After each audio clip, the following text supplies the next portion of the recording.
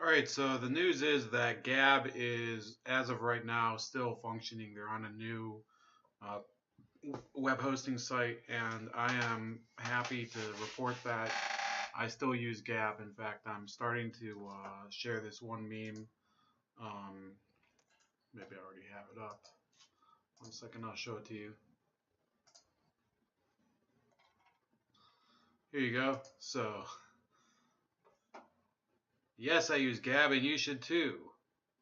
And I'm saying I'll be so glad when the midterms are over and Americans can turn to addressing the real burning choices for reforming our country's dysfunctional social fabric, just like after the 2016 election. So that's basically my philosophy right now. No, not really. But I am glad that Gab is back. I was never using it constantly, but I think it's a great tool. And I think that with what's happened recently, we do have to start showing the people that these corners of the internet where people do gather to say things that they can't say anywhere else, well, you can go there and do the same thing yourself. And that's what they're there for. I was actually having a discussion with somebody this weekend about that. And I think I convinced them that the shuttering of free speech in order to prevent hate speech doesn't really work to the benefit of anyone. In the end, it just works for the benefit of the government. But there are a lot of people who have been trying to go after Gab and get it banned again. There was this group, this woman named Sniper Lady, who reported them. Who she actually made a threat saying Nazis usually get second place, so we'll see how well your network in your Austin apartment ages. So that I believe is a terroristic threat. So they are being threatened with physical harm, and they're also you can see here that people, the Seattle Times are trying to shame them into being banned again. It says Seattle area company helps fringe site Gab return in the wake of the Pittsburgh synagogue shooting, and it says Gab's domain registrar moved to oust the site, but Gab has found new support in Sammamish-based Epic.com. Social media site Gab.com, which became an internet outcast after one of its racist users was arrested in the mass shooting at a Pittsburgh synagogue, is back online thanks to the help of a Seattle area web company. Gab announced its return Sunday afternoon, writing, "Can't stop us, won't stop us, free speech lives." It praised its new domain registrar, Epic.com, which was founded in 2009 and is based in Sammamish. Yada, yada, yada. Epic founder and CEO Rob Monster echoed the sentiment in brief interviews with the Seattle Times on Sunday. Monster likened his company to a utility provider and said he supports free speech. He praised the operators of Gab and said he believes they will curate the site appropriately. I do believe the guys that are on the site are vigilant, Monster said. Monster said, it's funny that that's his name. He said on Epic's website that his company was serving as Gab's domain registrar, but not in its hosting company. KUOW was the first to report on Gab's new ties to the Seattle area. Even before the Pittsburgh shooting, Gab had drawn ire and scrutiny for the types of posts and users on the site. In 2016, Gab founder Andrew Torba said the company was seeing a growing user base as Twitter cracked down on racist and hostile users on its site. So I'm not sure exactly. Here we go. In response to that post, one person with a username that included a racist term for African Americans asked Torba to name the Jews who are trying to shut us down. Later in the day, the site's popular post page featured a racist message about the problems Jews create and the benefits of their absence. So Torba has actually put out several posts since then on both Twitter and on Gab, saying that there are new accounts that are attempting to actually get the site banned again by trying to do more and more inflammatory stuff just to goad regulators into going after them. Monster said in a later interview that he doesn't support such hateful posts. He said Sunday night that he's got a call into the CEO of Gab to better understand the company's plans for curating content. That might be a bad that might actually be a bad sign. So this is weird. So in order to support free speech, we have to basically try to make sure that Torba doesn't ban hate speech, which I personally don't support hateful rhetoric against any ethnic group, any ethnic, religious, or racial group. But the Gab exists in order to provide a home for people that do have very fringe beliefs, even fringe beliefs that I wouldn't agree with, and they also respect my beliefs as well. I'm not going to define the red line, Monster said. Gab does have some guidelines for its users, prohibiting threats, terrorism, illegal pornography, and the posting of confidential information. Monster speculated that some of the garbage on Gab may be from people trying to embarrass the company. In describing the need for registrars to focus on performing basic registration tasks, he cited an editorial in the Washington Post, which he described as a liberal rag that discussed the challenges of internet governance. So then it says, founded in 2009, Epic has touted itself as the leading provider of full-service and all-inclusive registrar and hosting services. At the end of 2016, the company said it had grown revenues by 80% in 2015, so most of this stuff isn't even that important. Monster declined to say whether he's seen any movement of customers either toward or away from his platform since Gab announced that Epic would provide support. Monster said his decision to support Gab wasn't motivated by financial incentives. So I would say that this is really an issue that's going to be interesting going forward. But I also find it interesting that they're focusing more on Gab than on actual incidents of violence against against racial minorities. So they were so dead set on condemning the synagogue shooting. There's not nearly the same amount of outrage, probably because there aren't any fatal victims, but still, there's not nearly the same amount of outrage with what's happening in Brooklyn.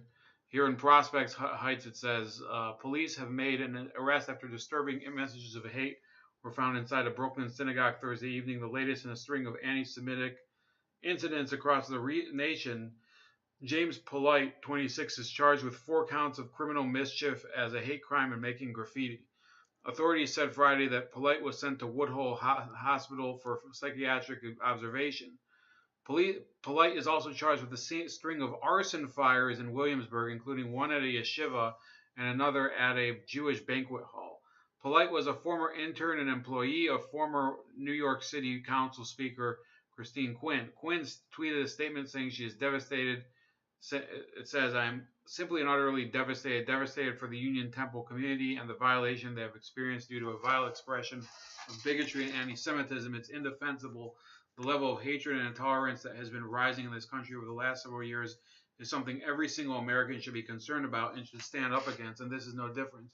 I know this young man, and along with many others in the New York City Council and social services agencies throughout the city, have done everything I could over the years to help him as he grew up in and out of the foster system, in and out of the mental health system, and in and out of homelessness.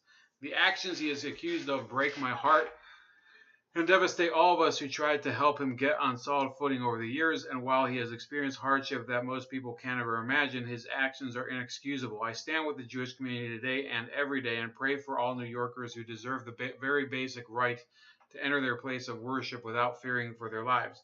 So I don't really like Christine Quinn, but I don't know what else she could have said under the circumstances. But the fact is that nobody's blaming Christine Quinn for what this guy did. This guy who is a gay black guy who worked for the city. Graffiti inside the Union Temple on Eastern Parkway in Prospect Heights read "Kill all Jews" and Hitler, along with some other horribly offensive language. Police say some of it was written in black market inside a stairwell, and the vandalism forced the cancellation of a political event because people felt threatened.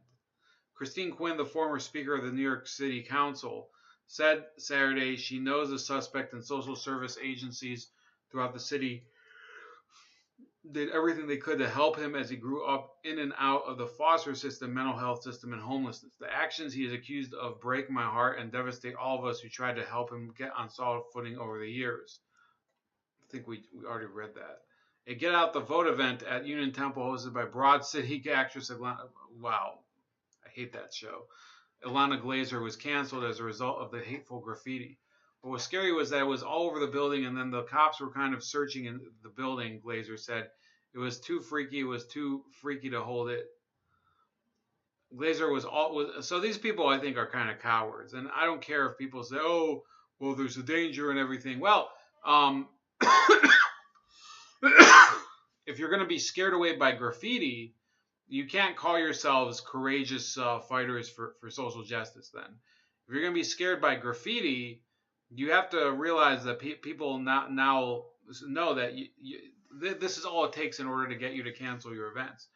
Glazer was about to host a political forum with state candidates Andrew Gennards, Jim Gorin, and journalist Amy Goodman with the this was a far left forum. Okay, so ironically, Amy Goodman is a journalist for Democracy Now.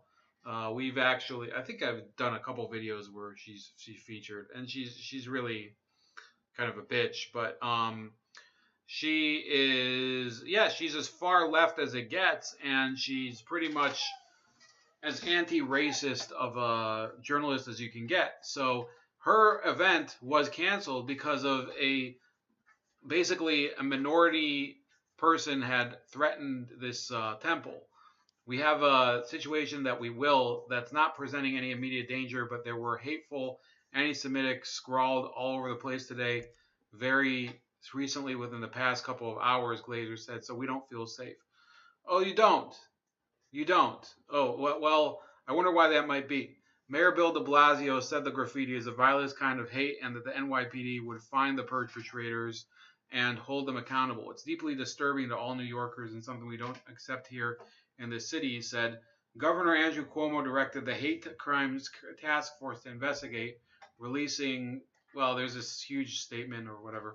So I believe, I heard that this guy, James Polite, as a matter of fact,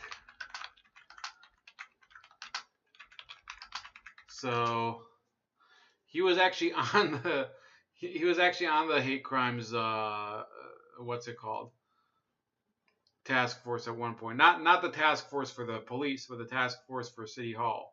So I can't find that right now, but he had been responsible for that task force with City Hall under Christine Quinn. He'd been one of the people there. Also happening yesterday, and a different incident in Williamsburg, which is a much more, I think it's even more of a heavily Jewish area. A group of teens launched a metal pole through a glass window of a Brooklyn synagogue as members of the congregation observed the Sabbath on Saturday evening, authorities said. People were praying inside at the time. A man who was at the temple on Franklin Avenue near Myrtle Avenue in Williamsburg said on Sunday, "Everyone is upset already, so we don't need this now." The man, who did not give his name, lives in the largely Hasidic apartment complex above the first floor synagogue, where one of the lower floor windows was shattered by the pole. Police are looking for 4 boys around the age of 16 after a witness reported the attack at about 5:45 p.m. Saturday. The youths ran south on Franklin Avenue after smashing the window, police said. Officials estimated that the property damages exceeded $250. Congregants on Sunday covered up the gaping hole in the synagogue window with a piece of black plastic.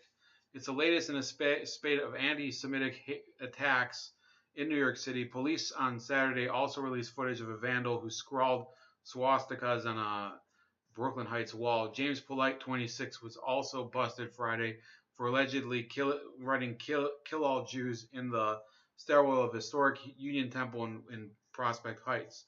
So I guess it's up to 3 people over the weekend in New York City. So I'd like to tell you why I think this is important. Okay, everybody wants to talk about Gab, and people forget. I talked last week about Steve Stevens, the Facebook killer, but there was also the Craigslist killer, if you remember that, and that happened in my state. And the truth is that Okay, this happened. Let me see here. Oh, there was more than one. I guess Craigslist is a pretty dangerous form to be on, eh? So there were, yeah. Let's look at this for a second. April 14th, 2009. Boston, Massachusetts. Erotic masseuse Jalissa Brisman, 25, is waiting for her next appointment in a downtown hotel. She's promised to check in with her employer after meeting with the client.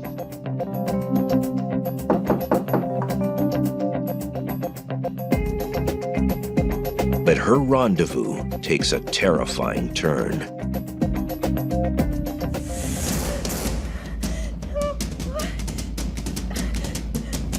All right, with all of that sensational violence and everything, which we're not going to watch the whole video because there's not enough time, but you can check it out. Nobody ever talked at the time about banning Craigslist. I think people did, but eventually, I think cooler heads prevailed, and it was decided that Craigslist would remain. And also, don't forget Backpage.com, not for hate crimes, but a lot of sex trafficking occurred on it. Well, eventually it was banned, and once it was banned, feminists, I believe, let me see here. Backpage. Let me see. Yeah, they stood up for Backpage.com. Okay, it's been seized by the federal government. What the fuck? No, that's about all there is to say in response to the official Women's March Twitter page, which decried the federal government's move to seize and shut down Backpage.com, a multi-billion-dollar internet human trafficking platform. So I've heard a number of different viewpoints on Backpage.com, and yes, there is significant evidence that human trafficking did occur. I mean, not just evidence. There were actual cases that were prosecuted of human trafficking that were perpetrated on it. But I would say that seizing it, the government seizing it was not really called for. I think that simply all they had to do was monitor it, because in the end, human trafficking is still going to occur. They're just going to find a different form to do it. And that's about it for that issue. But let's talk a little about these waves of actual physical attacks rather than focus on Gab as the media would like to do. So they focused on Gab at the time because the Gab killer, or the whatever the guy's name was, the guy who the Pittsburgh synagogue shooter, was a Gab user. But when you look at these people who have committed these attacks in, I believe it's in Brooklyn, this guy James Polite actually used Twitter. So is Twitter now going to be shut down because of that? No. He's been using all sorts of other social media. He's not on Gab. Probably wouldn't really find himself welcome on Gab, but there's nothing keeping him from being on the forum. And what I'm going to say now is a little bit of speculation, and I'm not happy to do it, but it kind of makes me think. So back in 1991, New York had a mayor named David Dinkins. This is him. So David Dinkins was basically, he was for the first black mayor of New York City, and he was kind of a dignified person, but he wasn't exactly the most assertive one, and he was undermined a lot by racial arsonists while he was in the administration, and part of the issue was that basically a lot of these quote unquote civil rights leaders, in that era, let's say Al Sharpton, for example, had radicalized the population, and eventually it blew up in the Crown Heights riot. Why did the Crown Heights riot happen? Because a Jewish transit driver, I think it was a motorcade driver, lost control of his vehicle and killed a Guyanese American kid named Gavin Cato. Guyana, by the way, is majority black country. So this was a black, essentially a black kid, but from the Caribbean. Guyana is in the southern Caribbean, and he died, and basically the entire city, the entire neighborhood of um, Crown Heights erupted in riots. There was at least one person, I believe, a yeshiva student named Yankel Rosenbaum, who was killed in the riot by the black rioters. I believe there were a couple of instances where Jewish people also rioted. I'm not sure. Could be wrong. And yeah, it was a disaster. It was probably one of the worst instances of um, it was one of the worst instances of intercommunal violence in the history of the city. So those people that are thinking, well, it's just like a random spate of violence, you have to understand that the people who live in neighborhoods like Williamsburg and probably some of these other neighborhoods that may be experiencing these waves of violence. Okay, and it's not just from black residents. It's also I think it was a Pakistani guy attacked an elderly Jew about a week and a half ago before the Pittsburgh shooting. He just beat him in the street. I can show you that. Let's see. Yeah, this is a one. So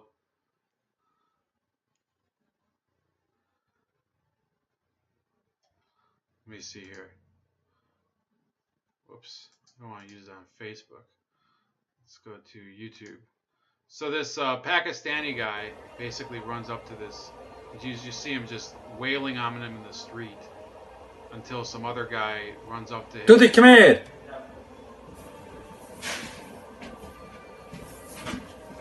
Was er in de stad?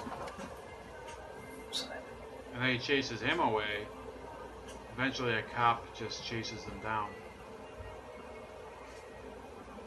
So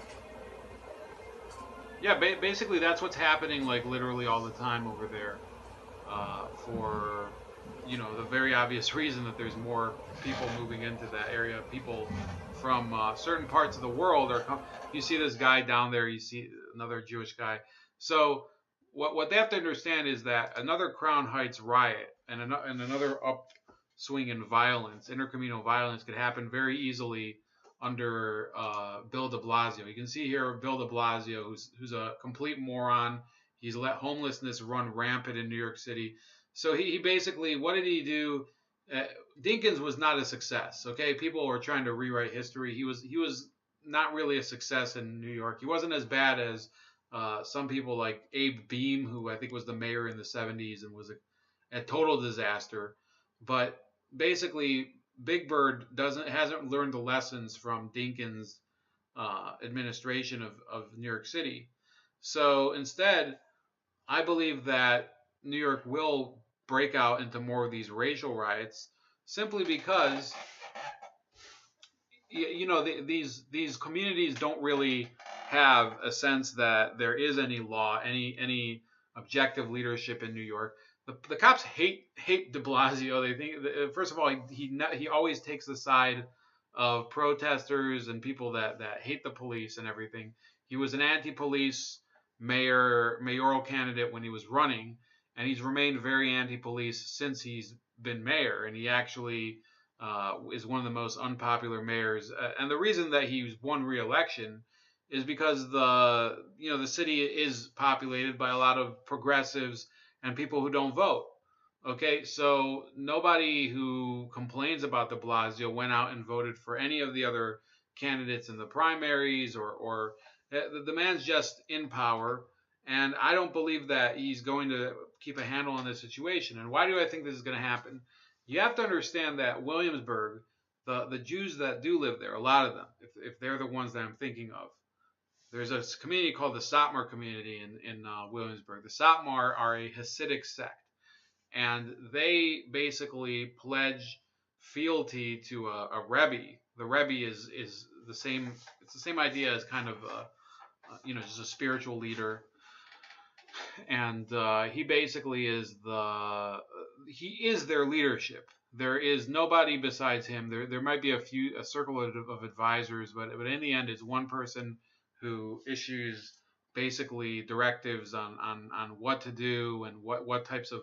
But basically, he tells them how to live their lives. Okay, some people would call it a cult, but this has lasted a lot longer than. It's not like something that popped up in the past few years. This was in that case, that specific sect started in Romania, I believe in the 19th century, the Satmar sect, maybe even earlier. So they have generations of people who believe in this, and their families and loved ones they all grow up within the sect. It's not something that I would choose in life. I think I know a few people that belong to some of these sects, and they're not horrible people. It's just a very surreal lifestyle. If you've grown up in the West, there's a number of funny movies about it. But I think that they have the right to grow up with their way of life as long as they're not interfering with other people, and they do too. But ultimately, if they're something like this continues to happen, like what happened at that synagogue last week, or this weekend rather, you're gonna see just outpourings of rage. You're gonna see people. Holy shit, that's a crazy story over here. I killed soccer star and cut off his genitals for raping my wife. That is fucked up. I think that happened in Brazil, by the way.